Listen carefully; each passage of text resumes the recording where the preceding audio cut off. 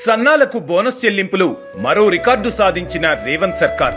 ఖరీఫ్ సీజన్లో 1939 కోట్ల బోనస్ చెల్లించిన తెలంగాణ ప్రజా ప్రభుత్వం.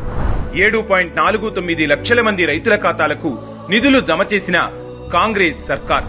మరో 14.6 కోట్ల నిధులను త్వరలోనే విడుదల చేయనున్న తెలంగాణ ప్రభుత్వం.